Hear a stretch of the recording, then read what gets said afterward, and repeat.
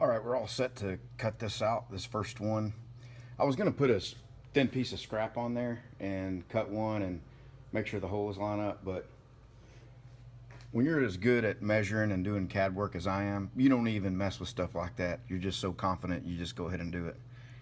All right, so we got our job set up in here, and we're zeroed out. And I got the fine cut consumables in there, and on 1/8 inch, it's 48 inches a minute, is what the book recommends. And yeah, cut height of 60 thousandths.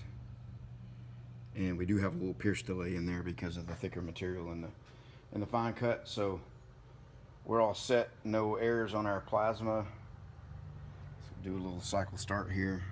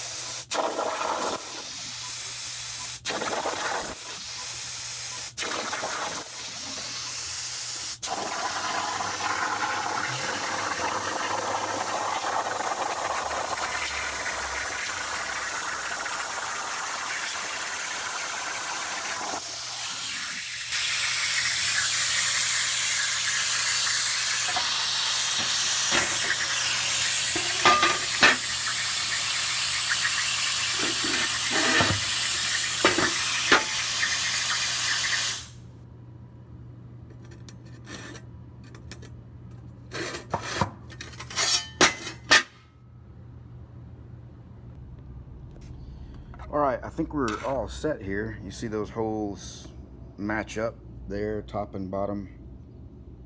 Kind of see the table through it. That's the inner part, and then the outer part locates on this stud right here with a hole in the top of it.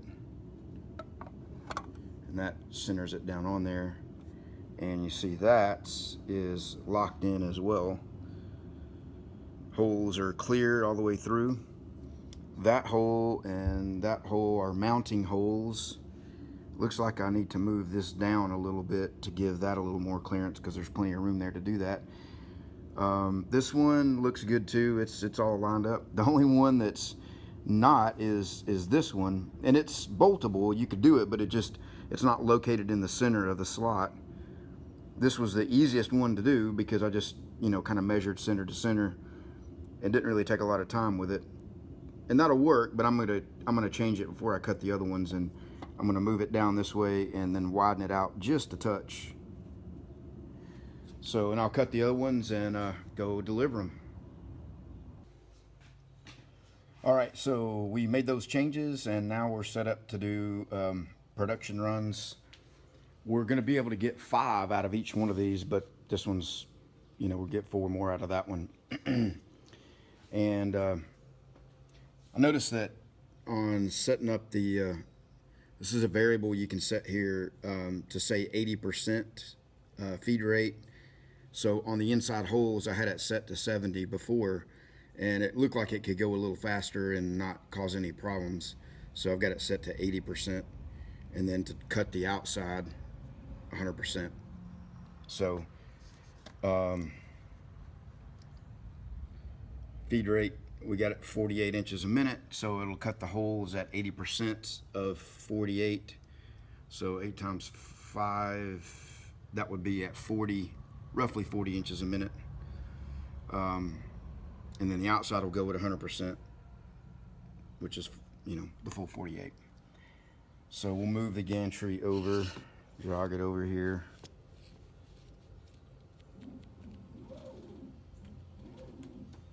Until we get it. I noticed that plasma cutter that Chucky 2009 just got has a laser crosshairs to help you get it lined up, and that would be really handy for this part right here, for sure. Just get that back right there. All right, so we will zero out the X and Y, and we're all set to cut those out. This is going to run a while, so I'll bring you back at the end when I'm all done.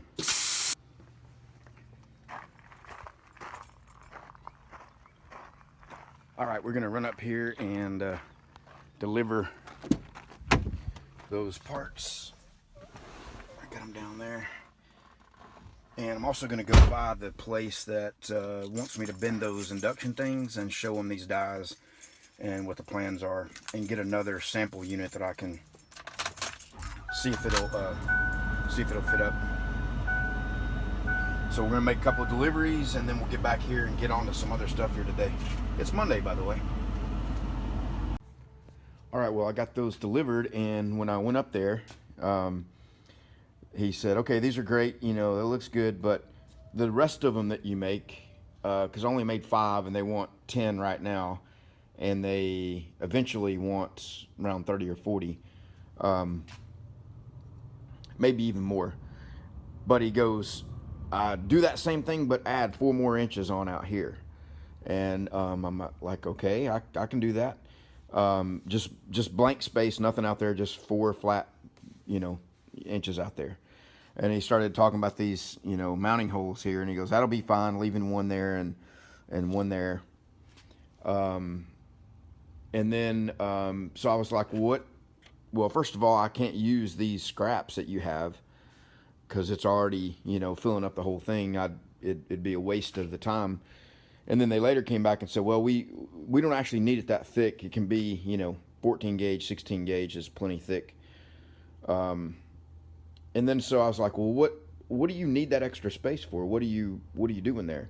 Because we got 2 more things that we want to put there. And I'm like, okay, well, you want me to just make holes for them too?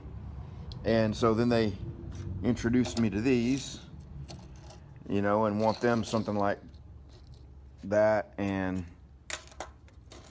that, which is, you know, not that hard to do. These are easy to locate and put holes on. But the the interesting thing is that they seem to be content with getting things that are like 80% complete and then manually doing the rest. And I'm not saying that I don't ever do anything like that around here, you know, because I'm, you know, likely the same way. And some things you just get busy and you're like, all right, yeah, give me that, and I'll do the rest, and, you know, kind of thing.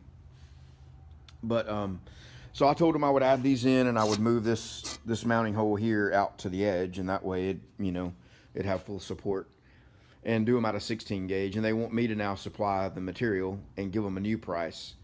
Me supplying the material, the extra holes, a longer piece. So, you know, some people said the $15 that I charged was a good price. Some people thought, you know, you could probably charge twice that much. I don't know, you know, I mean, you think about a full sheet of 16 gauge, I mean, you could probably get 50 of those out of it. And, you know, so that would mean the material would be about $1 a piece, because a sheet's about $50 of 16, you know, for 16 gauge. So, and it doesn't take that long to cut them, just a couple of minutes. And, so anyway, that is that. I'm going to go ahead and modify the CAD and, do a full sheet of cam layout and then quote it based on that. Cause that's what they, you know, I told them that the killer is just the, you know, nickel and diming me 5 at a time, you know, and having to load the sheet, load the program, you know, and all that. If they would give me an order for a full sheet's worth at a time, I could give them a discount on it. And so they were interested in that. So I'm going to lay it out in cam, see how many I can fit on a full sheet, do a little math on it, divide it out, and, you know, give them a price. Off the cuff, I gave them $22 to add the extra length and do all that. So, anyway, a little bit of scope creep there, and not intentional. They're not trying to, you know, take advantage of me or bait and switch or anything like that. But it is interesting how, you know, this now turned into that, and they've had this the whole time, you know, and it's just, I think maybe what it is some trucks get this and some don't. Yeah, that's what it is. So what they're going to do is the trucks that don't get this, they're just leave the blank holes there. And they just happen to be working on trucks that get this, and that's why they gave me that to start with. But all right, guys, I'm rambling on. It's Tuesday here at the Oldbarn Homestead. What you saw yesterday was part of yesterday's, or what you saw up to now was part of yesterday's footage. Delivering that was on Monday. I did a bunch of work on this guy yesterday. I'll show you more about that later. All right, guys, see you.